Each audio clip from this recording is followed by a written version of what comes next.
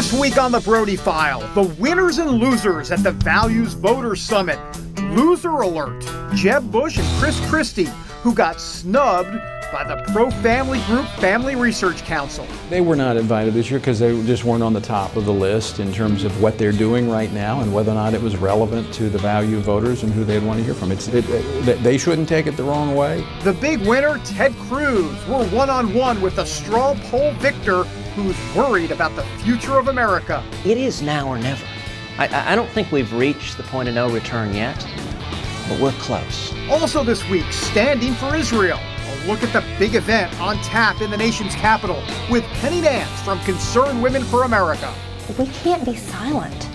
This is our time to speak up in defense of Israel, in defense of our Jewish friends and neighbors all over this country. The Brody File loves Israel. We love food. And we love to bring you this show every week. We're next.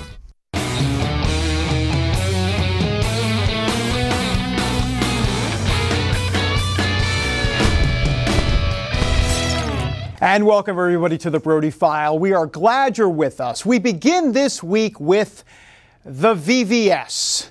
Now, I'm not talking about CVS. We're talking about something much different. The wonderful department store. It's not a department store.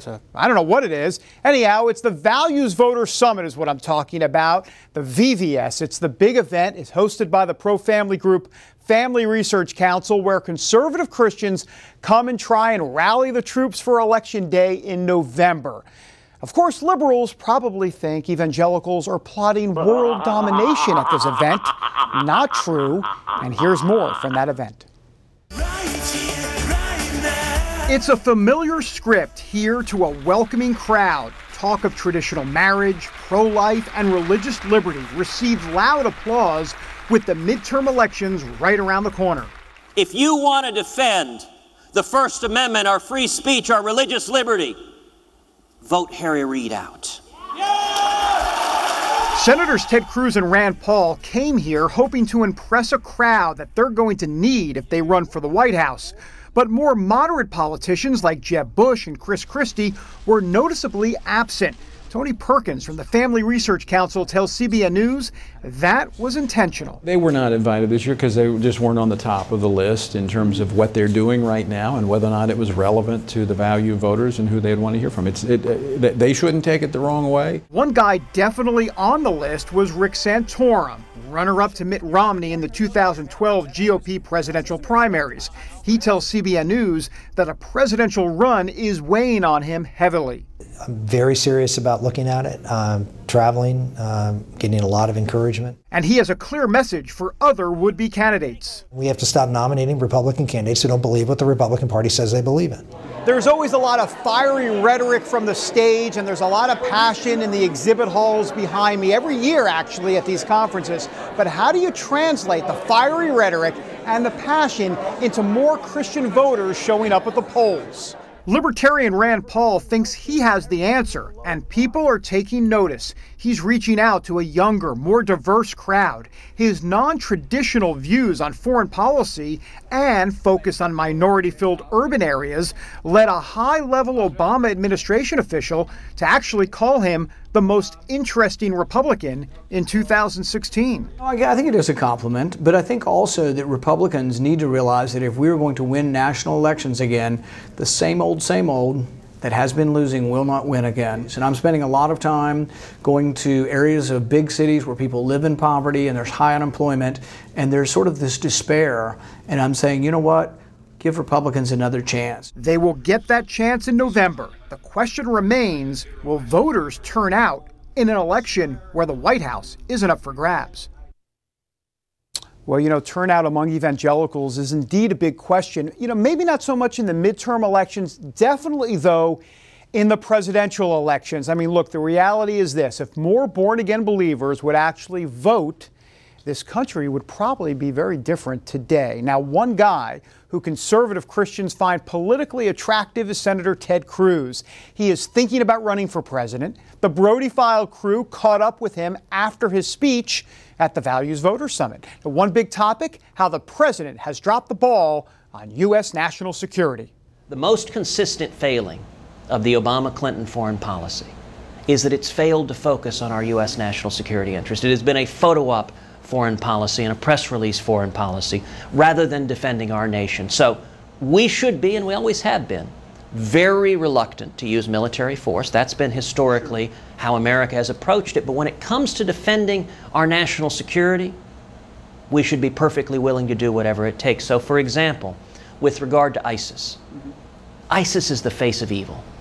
They are crucifying Christians right now. They are beheading children. They are beheading American journalists, and they are pledging to take jihad to America and to murder Americans. We should be using overwhelming air power to take them out, to destroy them. Unfortunately, the president seems more interested in giving speeches than in laying out a clear, concrete military objective that is protecting U.S. national security. I am curious, you mentioned Hillary Clinton, that Obama-Clinton foreign policy. Where do you think she may be, if she runs it, she may be the most vulnerable? I'm curious, how can we, because look, I mean, this eventually will be about the White House and how Republicans can take it back. Where could she be the most vulnerable in her resume, if you will? Look, in 2016, it's going to be a fundamental choice about the direction of this country. I think 2016 is the most important election of your lifetime and my lifetime. We are at the edge of the cliff. We are at the edge of a precipice looking over, and it is now or never. I don't think we've reached the point of no return yet, but we're close. That is Ted Cruz on the Brody File. You know, Ted Cruz is steadily climbing the charts on the Brody File interview list. I mean, he is rivaling Rick Santorum for the top spot. But for now, he's just going to have to settle for actually topping the chart of the Values Voters Summit presidential straw poll. Conservative Christians at the summit voted him #1. There he is, 25%. And after Cruz came Dr. Ben Carson at 20%. By the way, he says he's thinking about running for president. And third, Mike Huckabee at 12%. All right, so what do these straw poll results really mean in the grand scheme of things? Well, that is the subject of this week's Brody File commentary.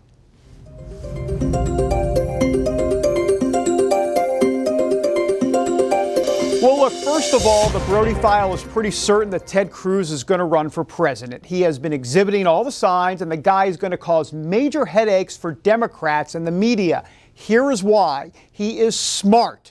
Actually, he's the smartest guy in the room. He knows how to turn the tables on these liberals and all of those mainstream media latte-sipping individuals who try to play the snarky, smarty-pants game with Cruz. The good senator from Texas can dish it right back. He is that good. As for Ben Carson, the Brody File isn't 100% convinced that he's going to run, but we think he wants to. He'll be a breath of fresh air, a guy who speaks his mind. He's not your typical politician.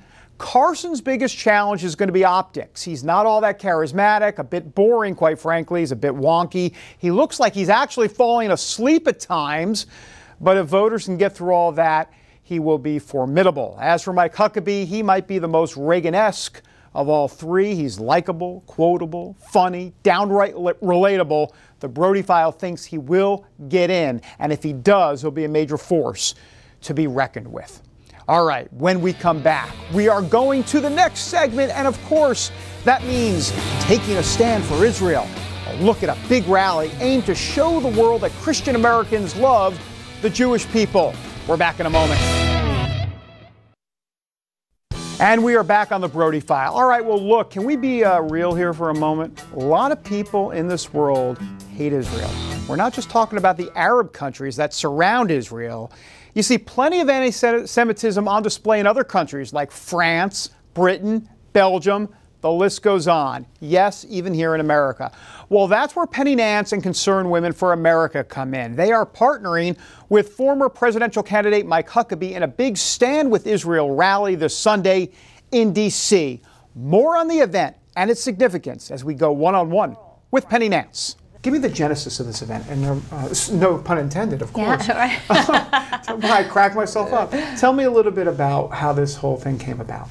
You know, this is something, the real genesis started in Israel, actually. I went to Israel in April of 2013, and while I was there, I just had the honor of going to Yad Vashem, which is their Holocaust museum in Jerusalem.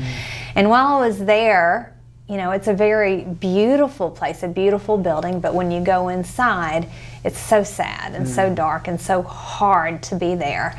And so, you know, you see the chronicling of the murder of 6 million Jews by Adolf Hitler, but you also see something else that's so sad and shameful to me, and that's the fact that Christians from 1933 to 1945, for the most part, were completely disinterested or uninformed or uninvolved with what was happening right in front of their faces. So I walked away from that. That's a long way to say I walked away thinking, if I had been alive, if I had been in Nazi-occupied Europe during the Holocaust, who would I have been? Who would I have been one of the people who was willing to risk it all, including the safety of my family, to do what was right? Or would I have turned a blind eye? And so that has been a haunting question for me since April of 2013. So when I came back to the United States, I've continued to think about that. But what I realized when I got here is I don't have to wait for it to be as horrible as that. There are things I need to be doing right now. And when I saw what was happening around the country and around the world, in France and in Europe, in response to the fact that Israel had to protect herself from Hamas, this new, I believe, wave of anti-Semitism that has erupted around the world, I thought, we can't be silent.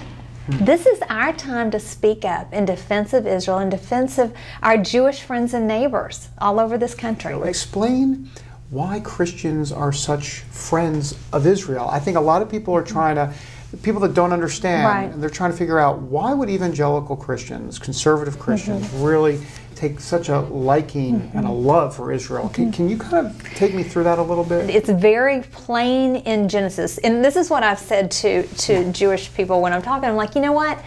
The fact that I am a truly Bible-believing evangelical is good for you.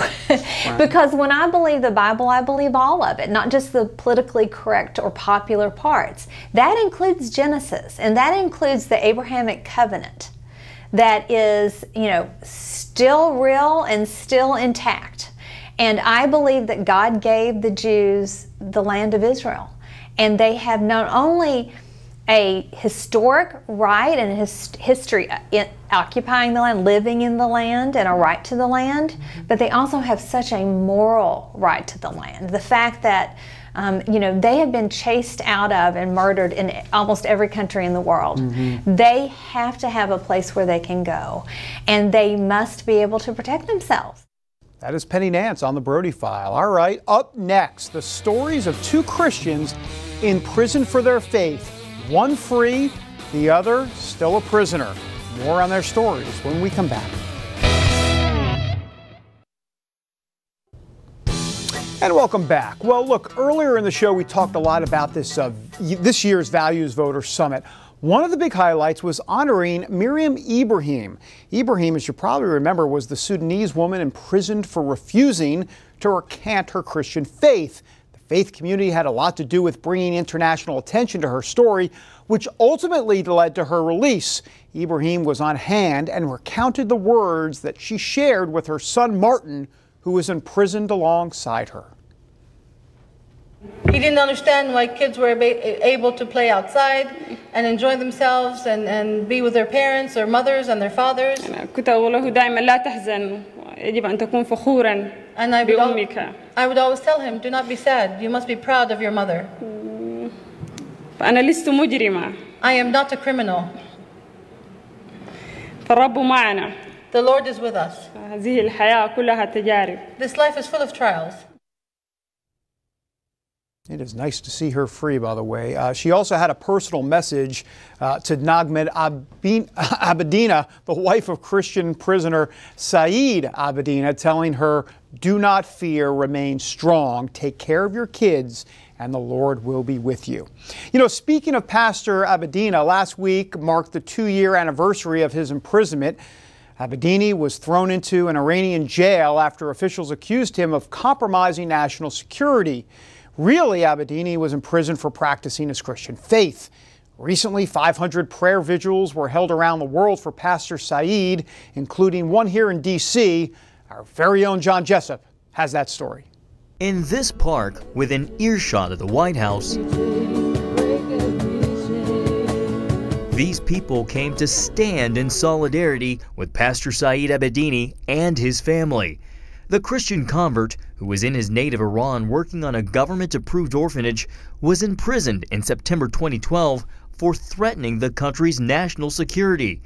But his family and defenders say he's behind bars for a universal right most of us take for granted. The only reason why he's in that jail is because of his Christian faith. This event inspired hundreds more like it around the world. From Australia to Zimbabwe, people in 500 cities and over 30 countries held similar prayer vigils. Pastor Saeed's family was at the gathering in Washington, where his wife Nagme read scripture, thanked the crowd, you being here really means so much to our family that you're standing with us, and encouraged those listening by reading a letter he'd written to their daughter on her birthday, the third without her dad there to help her celebrate. The couple's 2 kids, Rebecca and Jacob, also led the crowd in song. Here I am to worship, here I am to bow down. The Reverend Franklin Graham prayed for Saeed's safe return. Father, we thank you for Saeed Abedini, for his faithfulness, for his courage, for his strength. But he challenged President Obama, who called Islam a religion of peace. Mr. President, followers of a peaceful religion do not cut off the heads of innocent people. Mr. President, followers of a peaceful religion do not hold followers of another religion like Nagme's husband, American pastor Saeed Abedini, captive for 2 years in Iran for no other reason than his faith in Jesus Christ.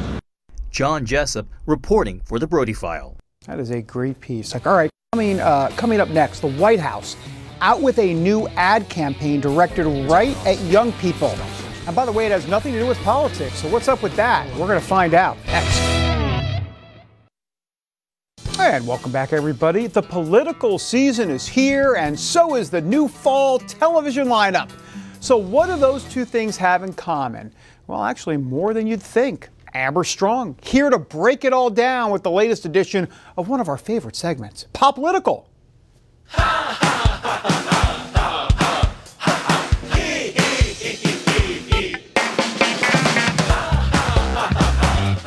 Thanks, David. Well, the fall television season has arrived, and while we know there is nothing on TV more riveting than the Brody File, politics is clearly in the air, and politics have definitely taken over your TV screens.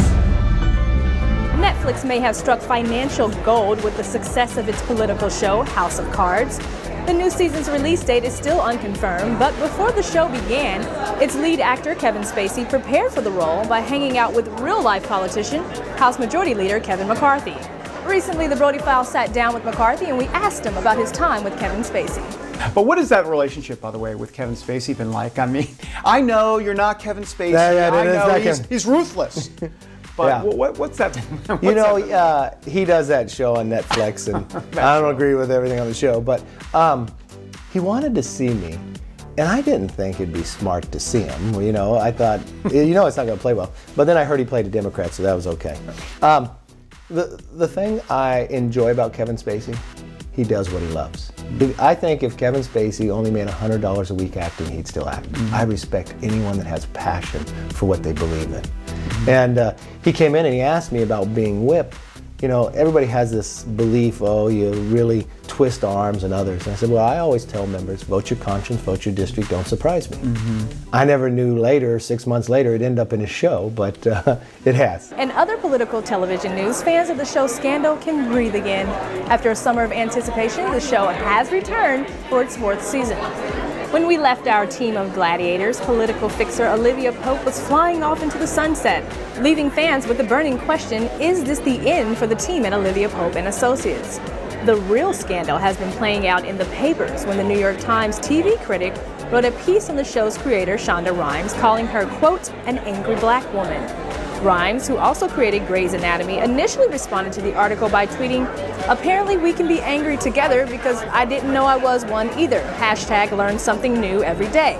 Well, after a slew of backlash from the readers and online, New York Times executive editor Dean Banquet made a statement that he, quote, has an obligation to diversify the staff. Speaking of the show Scandal, the show's star, Kerry Washington, joined a gaggle of other celebrities to take part in the White House's newest campaign titled It's On Us.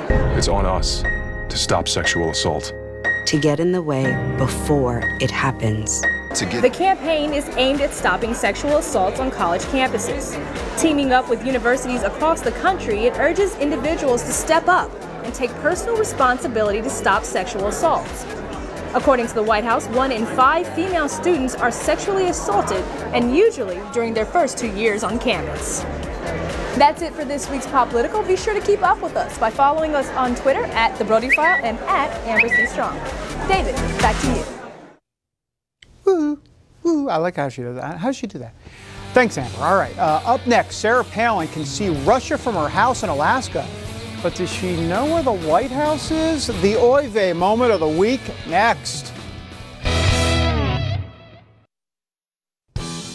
And welcome back, everybody. Well, look, we all make mistakes, right? I mean, that's why they put erasers on pencils. Well, time now for a location mishap moment. It made our good friend Sarah Palin the topic of a lot of internet buzz and has landed her a spot on this week's Oy vey moment.